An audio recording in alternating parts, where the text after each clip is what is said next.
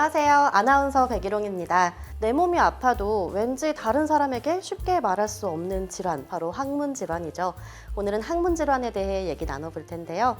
30년 경력의 대장항문외과 전문의이자 대장항문 전문 병원인 대항병원의 대표 원장님이십니다. 김도선 원장님 모셨습니다. 안녕하세요. 안녕하세요. 대항병원 대표 원장 김도선입니다.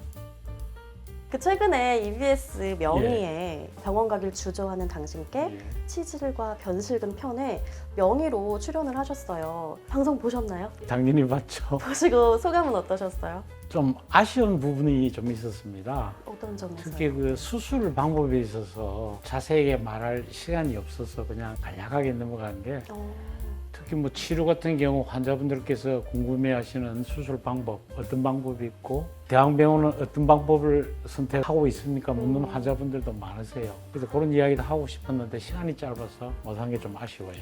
그럼 그때 못한 얘기는 오늘 좀 자세히 풀어주시는 걸로 하고요. 네. 제가 방송을 보니까 좀 부끄럽고 창피해서 병원에 오시지를 못하거나 아니면 뭐 선글라스를 끼고 오시거나 이런 분들이 꽤 있더라고요. 실제로는 혹시 어떤가요? 병을 진짜 키워서 오시는 분들이 많나요? 치질이라는 병에 세 가지가 있는데, 특히 치액 같은 경우는 통증이 동반 안 되는 경우가 많습니다. 특히 중년 이상 여성분들 경우 아무래도 나이가 드신 분들이 옛날 세대잖아요. 여기에 대해서 굉장히 부끄러워하세요. 네. 근데 요새는 젊은 세대들은 뭐 아주 당당하기 때문에 반반이에요. 또 그런 차이가 있네요. 예, 그런 차이가 있습니다. 네.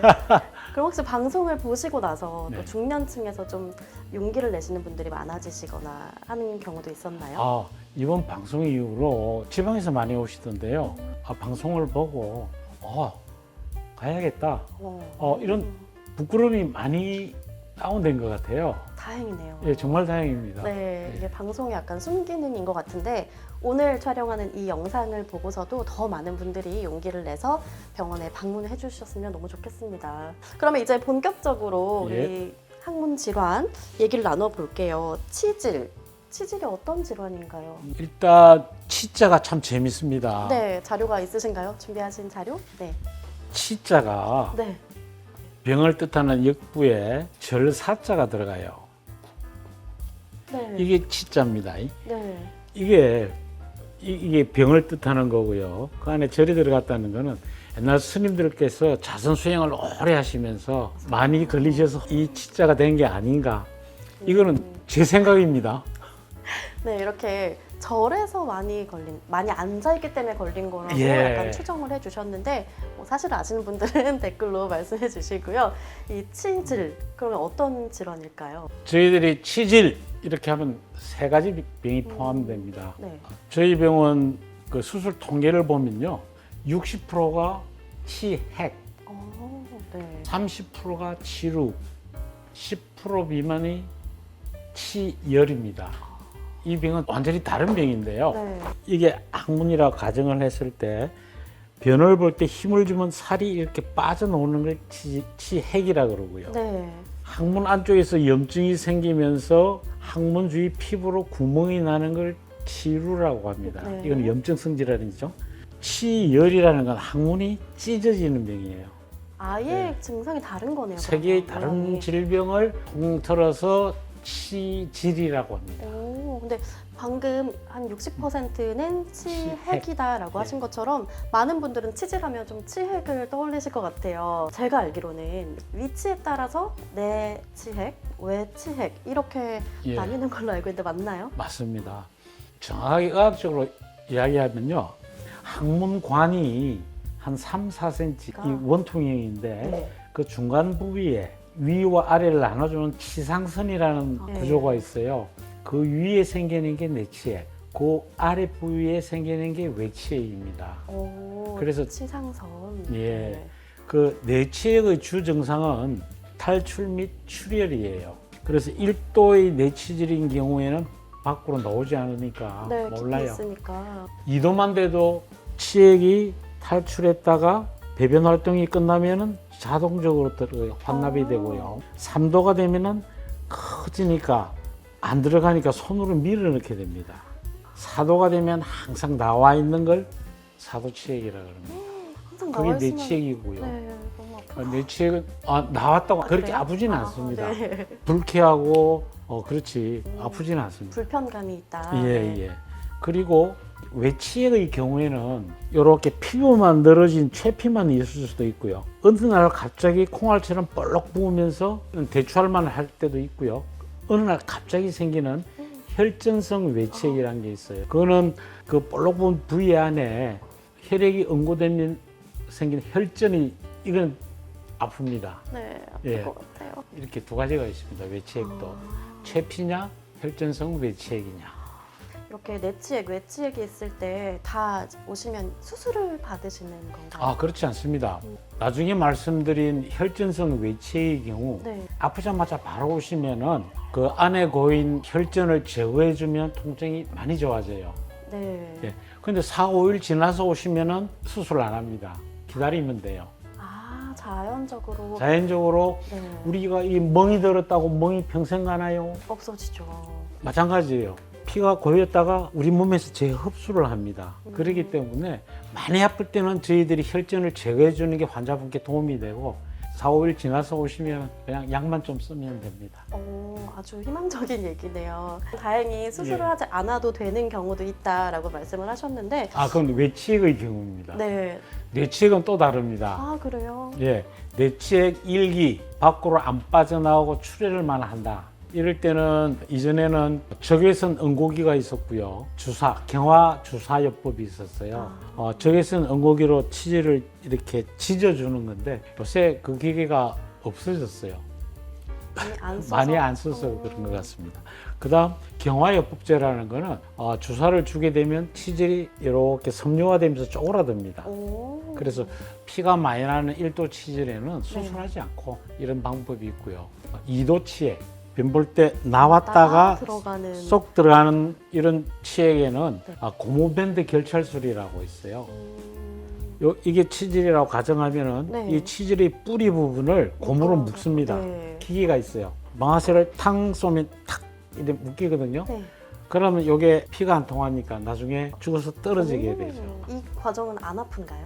얘가. 3, 4일간 좀 묵직한 정도입니다. 입원하지도 않고 마취도 필요 없고 아주 마취도 없이 간단한 수술입니다. 왜냐하면 네. 항문이 중간에 있는 치상선을 경계로 해서 치상선 위쪽에는 감각 신경만 없어요? 있고 통증에 대한 그거는 없어요. 지각은 하는데 통증은 없기 때문에 3, 4일간 좀 묵직한 정도입니다. 그나마 좀 다행스러운 얘기네요. 2도까지는요. 네. 그럼 3도, 4도는 이제 3도 되면 이제 그때부터 수술을- 치액의 그 볼륨이 커져요. 그래서 그거로 묶기에는 무리고 그때부터 치액 절제술을 하게 됩니다. 그럼 이제 수술을 받게 된 경우에는 예후는 좀 어떤가요? 회복이 좀 오래 걸릴까요? 수술 받고 나서 완전히 정상이 되려고 그러면 약 4, 5주가 필요하고요. 만 열흘 정도까지는 항문 안에서 수술받은 부위에서 계속 염증이 생기게 됩니다. 그게 무슨 말이냐면은 이 변이라는 게 전부 다 균이거든요. 여기에 상처가 났다 생각해 보십시오. 거기에 균이 묻게 되면은 감염이 염증이 되죠. 생기죠. 네. 아주 국소적인 염증이지만 거기 10일 정도는 지속돼요. 그래서 열흘 정도는 조금 아픕니다. 열흘 지나면서 이제 염증이 가라앉기 시작하면서 세포가 재생되면서 그때부터는 이제 좋아지죠. 그럼 이렇게 치료를 받는 과정이 아무래도 애초에 병에 안 걸리는 게 제일 좋잖아요. 네. 혹시 치핵에 걸리지 않는 예방법이 따로 있을까요? 일단 예방법도 중요하지만 치핵이 무엇인지 왜 생기는지가 참 궁금하실 것 네네네. 같아요. 우리가 항문관 내에는 쿠션 조직이라는 조직이 있어요. 좀 충격을 완화해주는. 정말 쿠션의 역할을 합니다. 네. 이 쿠션 조직은 신생아 때도 있어요. 쉽게 설명하면은 이런 상태로 쪼그린 상태로 있다가 네. 변을 볼 때 으이! 하는 순간 피가 아래에서 쏠리면서 얘가 커지는군요.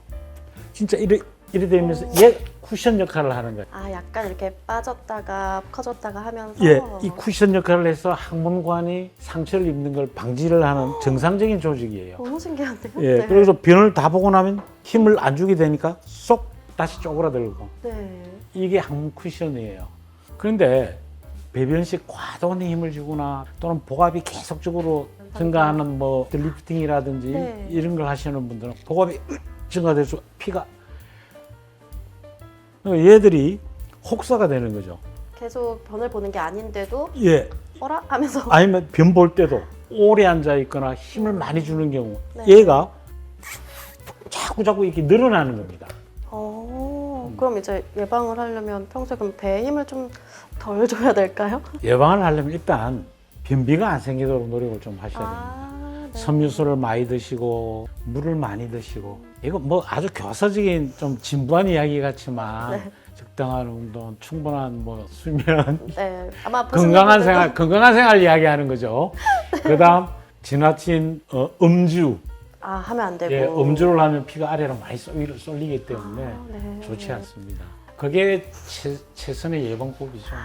최대한 여러분 올바른 생활 습관을 좀 유지하시는 게 예방에 도움이 될 것 같습니다. 그거 한번 볼까요? 풍선으로 다시 예를 한번 들어볼까요? 좀 늘어났나요? 확실히 차이가 나네. 네. 예. 이게 정상적인 쿠션이고 네. 이 과도한 힘주기로 혹사되면은 이렇게 커집니다. 이게 변볼 때 빠져나오는 거죠. 이렇게 정상적인 노화가 진행되면은 뭐 평생 수술 안 받고 사실 수 있는데 그걸 혹사시키면은 치액이 심해지는 거죠. 네. 평소에 좀 올바른 생활 습관 유지하셔서 치액이 생기지 않도록 예방하시면 좋을 것 같고요. 증상부터 치료 예방까지 치액을 이제 쭉 훑어봤어요. 이 외에도 자주 묻는 질문이 있어서 모아봤거든요. 대표로 한번 질문 드려보겠습니다. 피가 뚝뚝 떨어지면 무조건 병원에 와야 하나요? 저희 병원 통계가요. 피가 났을 때 100명 중에 98명은 전부 다 항문 출혈이에요. 네. 그런데 두세 명은 직장염이나 직장암일 수도 있어요. 그렇기 때문에 피가 나시면 일단 병원에 오셔서 어디서 피가 나는지를 확인하는 게 중요합니다. 예. 네. 확인을 해서 단순 치액에서 난다 그러면 거기에 맞게 약을 쓴다거나 자욕하는 법을 알려드린다거나 이래서 치료할 수 있습니다. 근데 2, 3명은 조금 심각하기 때문에 일단 검사를 대장 내시경이라든지 검사를 하시는 게 안전하죠. 네, 원인에 따라 좀 치료법이 달라지니까 검사를 먼저 하시는 게 네. 중요합니다. 답변이 되셨을 것 같고요. 네. 다음 질문으로 넘어가 볼게요. 치질이 있을 때 도넛 방석이 도움될까요? 도넛이 중간에 비어 있잖아요. 네. 도넛 위에 앉아 있는 것이나 변조에 앉는 것이나 비슷할 것 비슷할 같은데요. 것 같아요. 그래서 그게 치질의 예방 뭐 이런 데는 도움이 안 되고요. 치핵 수술을 하고 나서 이 상처가 이 의자에 닿으면은 자극이 돼서 아플 수 있기 때문에 그때는 그릴을 좀 띄워주는 게 도움이 되기는 하겠죠. 하긴 아까 너무 변기에 오래 앉아 있는 게 오히려 안 좋다고 하셨으니까 예. 도넛 방석이 좀 그런 측면에서 보면 이 이야기 나온 김에 네. 옛날에는 저희들이 전부 다 쪼그려서 이렇게 용도를 변을 보지 봤죠. 네. 않았습니까? 원래 그 배변이 잘 나오는 게 쪼그려 앉아 자세입니다. 네. 이 변자에 앉는 자세는 변이 좀 나오기 힘든 자세예요. 그러면 이제 앉을 때 약간 발 밑에 뭘 대서 좀 이렇게 올리시는 그래서 게 그런 좋겠네요. 기계도 요새 나왔어요. 네. 그런 장치도. 이것도 또 꿀팁을 주셨고요. 다음 질문은 내치핵으로 부푼 혈관이 변을 막기도 하나요? 그거는 아닙니다. 아까 풍선에서 보듯이 몰랑몰랑하기 때문에 치질이 아무리 심하신 분이라 해도 이 치질 때문에 배변이 장애되는 일은 없습니다. 오히려 다른 이유면 이유였지 치질 네. 때문은 아니다라고 네. 하셨고요. 치질 수술 하기 전에 장 정결제로 장을 비워야 될까요? 장 정결제를 쓰는 이유는요. 수술 후 첫 배변이 나오는 시간을 조금 늦추려고 하는 그것도 있습니다. 감염이 될 수 있으니까. 감염보다도 첫 뱉는 볼 때가 좀 힘드시거든요. 네. 그래서 되도록이면 늦출수록 좋으니까 관장을 하고 장 청결제를 안 드시는 방법도 있습니다. 이건 본인이 선택하는 건가요? 하실 수도 있죠. 네. 그러면 시중에서 판매하는 치질약이 도움이 되나요? 라는 질문도 있습니다. 아까 말씀드렸다시피 치액이란 쿠션의 노화 과정이기 때문에 노화되는 걸 젊음으로 되돌릴 수 있는 약은 없습니다. 네. 그런 약 있으면 제가 벌써 막 복용하고 싶어요. 이 주름도 좀 없애주고. 너무 멋있으신데요. 이야기는 꼭 넣어주세요. 네. 우리가 열이 날 때 아이스팩을 대듯이 갑자기 치질이 좀 악화됐다, 많이 부었다, 막 피가 갑자기 많이 난다 이럴 때 도움은 됩니다. 하지만 그게 치료제는 아닙니다. 네, 근본적인 치료는 할 수가 없다라는 네. 말씀을 해주셨고요.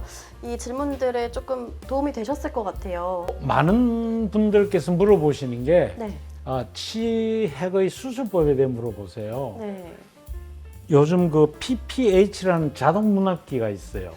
이 기계로 치질 조직을 기계 안에 당겨서 방아쇠를 당기면 이 스테플이 나가면서 중간에 압축을 딱 하면서 치액 조직이 제거가 되는 수술입니다. 네, 저도 처음에는 이 PPH라는 방법을 많이 썼는데요.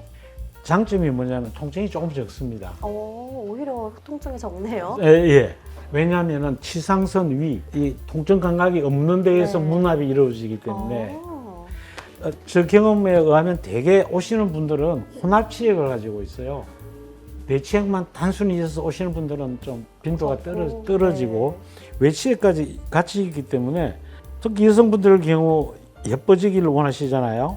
그래서 외치액까지 없애줘야 되는데 PPH는 그걸 할 수가 없어요. 외치액은 절제하고 내치액은 PPH를 쓰시는 분들도 있습니다. 그게 하루에 동시에 하실 수 예, 있나요? 같이 하시죠.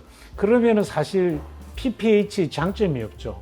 PPH는 칼을 안 쓰고 기계로만 하면 되는데 그럼 처음부터 뭐 절제하는 수술과 다를 게 뭐가 있습니까? 네. 그래서 그리고 또 PPH의 단점이 아주 드물긴 하지만 극심한 통증이 있을 수가 있어요. 보통은 없지만 드물게 극심한 아주 통증. 드물지만 네.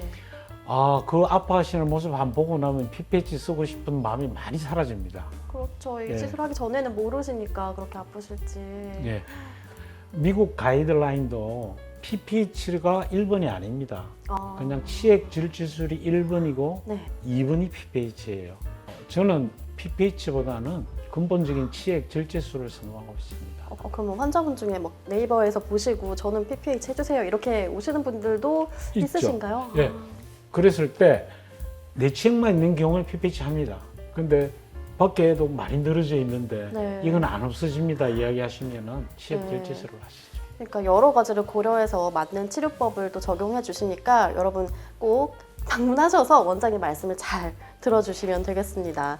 그럼 이제 치료로 좀 넘어가 네. 볼게요. 치료는 아까 좀 구멍이 났다라고 네. 말씀을 간략하게 해주셨는데 어떤 질환인지 소개해 주세요. 치루가 왜 생기냐 하면은 대개는 항문 농양, 고름으로부터 시작합니다.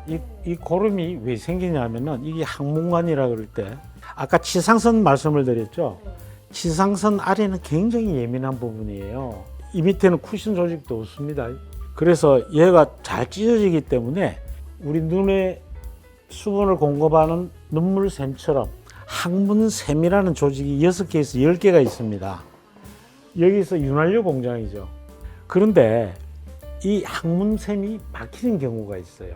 그러면 나오던 윤활유가 안에서 정체되고 거기에 박테리아가 들어가면 공게 됩니다. 네. 그걸 항문 농양이라고 해요. 그럼 막히는 이유는 뭐 따로 없는 건가요? 20-30%는 설사 같은 거 할 때 눈에 안 보이는 작은 변 알갱이가 밖으로 빠져나와야 될 게 항문샘 입구로 가서 콱 세기처럼 박는다고 그래요. 그게 한 20-30% 되고 나머지는 원인은 잘 모릅니다. 그러면 항문샘이 막혀서 좀 고름이 생겨서 예, 그걸 이제 저절로 터지거나 외과의사들이 절개 배농을 하게 되죠. 네. 그러면 그렇게 이렇게 길이 생기는 거를 치루라고 합니다. 그러면 치료는 꼭 수술을 받아야 되는 예, 거예요? 예. 우리 시청자 여러분을 위해서 준비를 너무 많이 해주셨어요. 아까 말씀드린 대로 치루라는 거는 항문 안에서부터 항문샘이 막히면서 이렇게 염증이 생겨서 길이 생기는 걸 치루라 그래요. 이 길이 있기 때문에 계속 오물이라든지 균이 들어와서 이 감염이 계속 지속됩니다. 네. 그래서 항생제라든지 그런 방법은 치료가 되지 않습니다. 원인 해결이 안 되니까. 예. 네. 그래서 치료에는 수술만이 치료법입니다. 그러면 어떤 수술법들이 좀 있을까요? 이게 이제 치료에 따라서 다릅니다.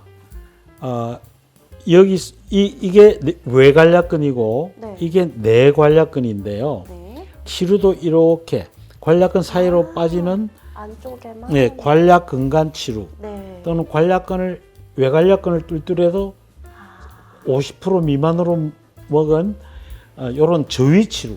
이 관 밑에 있는 관략근이 적은 걸 저위 치루라 그래요. 오. 그래 저위 치루에는 저위 치루 수술 방법은 치루 절개술이라고 해서 아, 네. 이게 항문을 기계로 벌려서 이렇게 동그란 요게 항문입니다. 네. 밖에 구멍이 있죠. 구멍에서부터 이 관을 따라서 담침을 넣어서 위에 있는 조직을 절개하는 게 치루 절개술이에요. 아, 그럼 기를 아예 없애는 거네요. 치루를 완전히 없애버리는 네. 거죠. 어. 저위 치료의 경우에는 관략근 손상이 크지 않기 때문에 네. 이 치료 절개술을 해도 변실감에 대한 걱정은 하실 필요가 없습니다.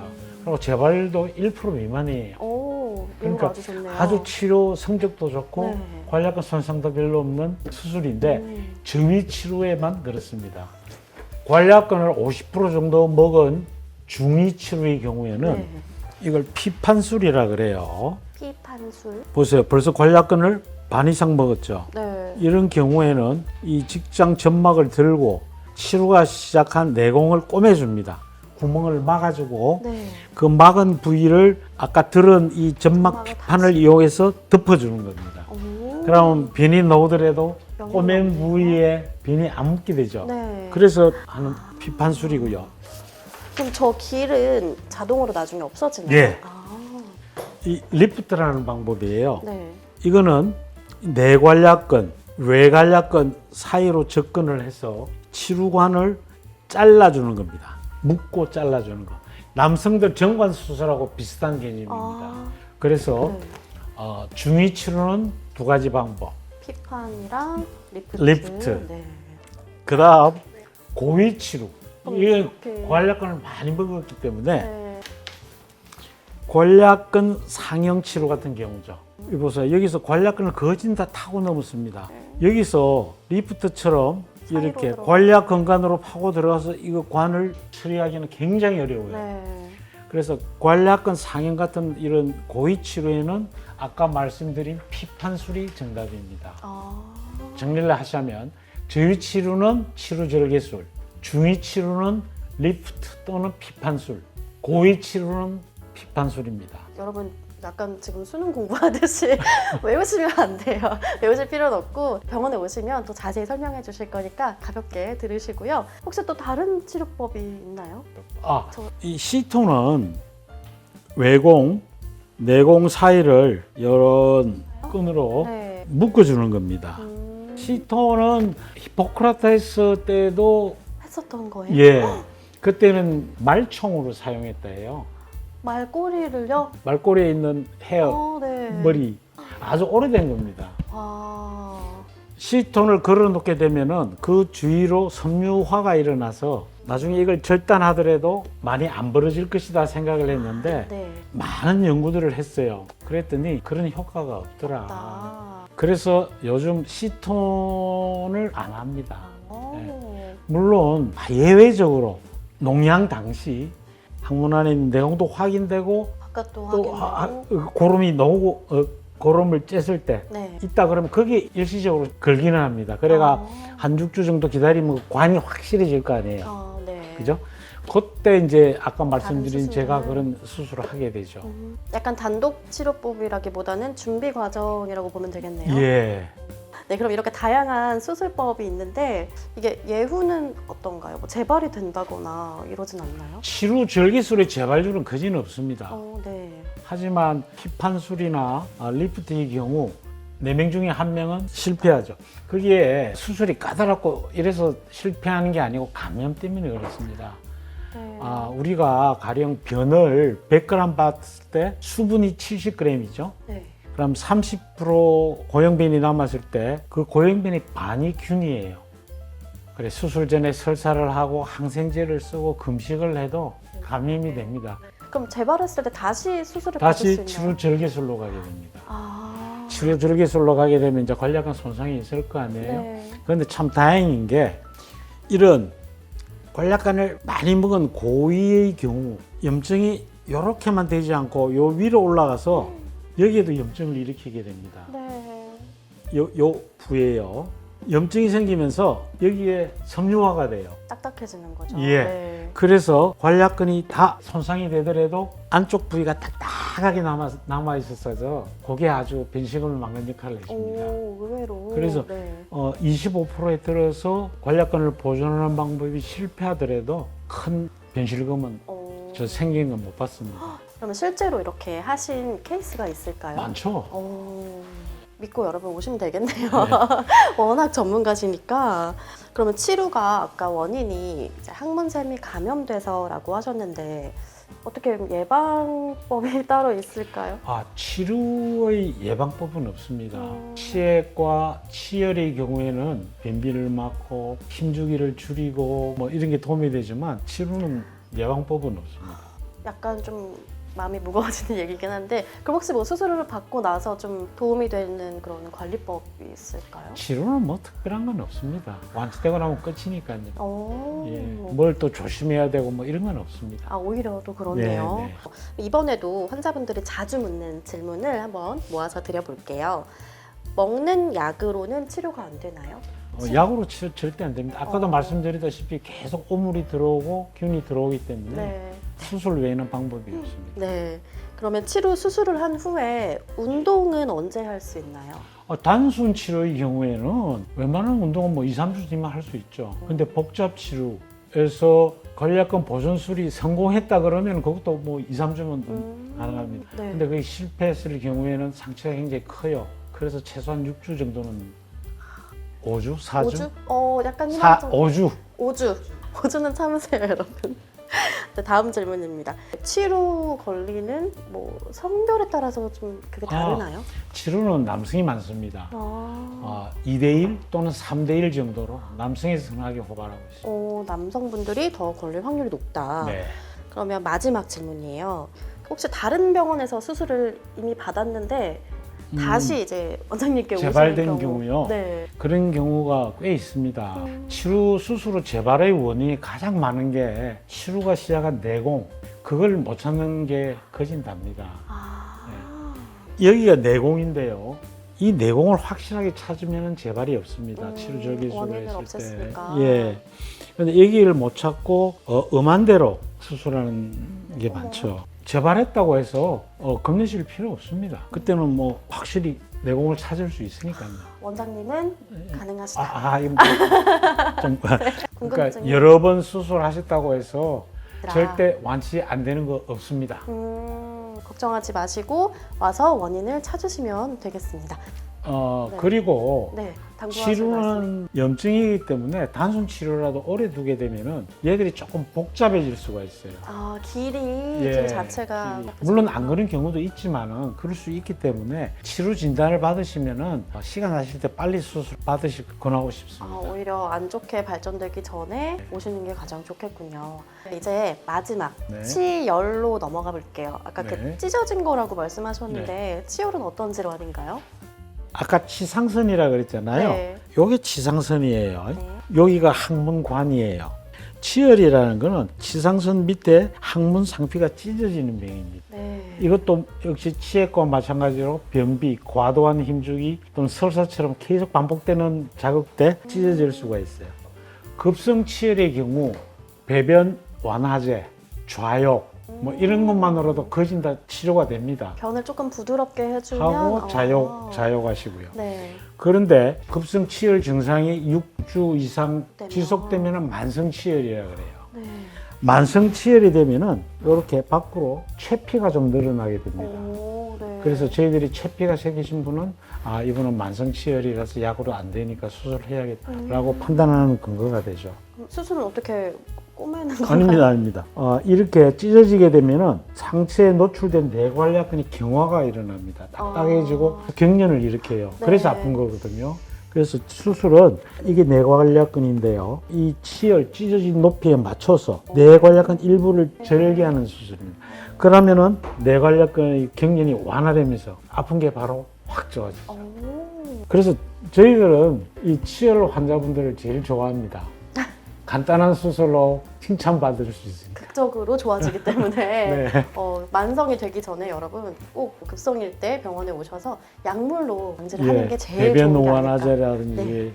좌욕에 대한 말씀을 드릴 거예요. 네, 맞습니다. 혹시라도 만성이 됐더라도 와서 수술을 받으시면 금세 천국을 느끼실 수 있다. 네, 해피해지십니다. 네.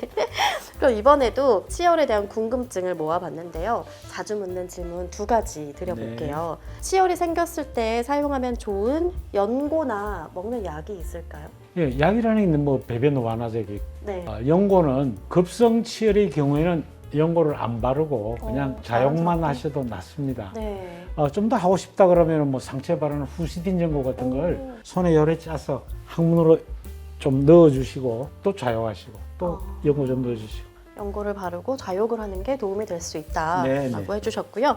그 치열 때문에 아픈데 변을 볼 때 덜 아프게 보는 방법이 있을까요? 이것도 약간 절실한. 이건 교과서에 있는 이야기는 아닙니다만은 연고를 바르시고 한 한 30분 있다가 자욕을 하시면은 이 경화된 관략근이 조금 이완이 되니까 부드럽게. 변을 쉽게 좀 볼 수 있을 거예요. 또 궁금증이 해결되셨을 것 같아요. 우리 마지막으로 오늘 영상을 보고 계신 시청자 여러분께 한 말씀 부탁드립니다. 예, 우리 소화기관의 알파가 입이고 구강이잖아요. 네. 오메가가 항문입니다. 똑같은 소화기관입니다. 네. 예. 우리가 치아가 안 좋다거나 뭐 입이 좀 부었다 그러면은 바로 가죠. 치과나 이비인후과 가잖아요. 네. 이것도 자꾸 항문 하지 마시고 우리 소화기관의 끝이라 생각하시고 증상이 생겼을 때 부끄러워하지 마시고 찾아주시면 고맙겠습니다. 끝이 좋아야 모든 게 좋다. 오, 네. 끝이 좋아요. 모든 게 좋다. 너무 훌륭하신 말씀 남겨주셨는데요. 여러분 아픔을 참지 마시고 꼭 대장학문 전문병원인 대학병원에 방문하시길 바랍니다. 저희는 여기서 인사드릴게요. 시청해주신 여러분 고맙습니다. 고맙습니다.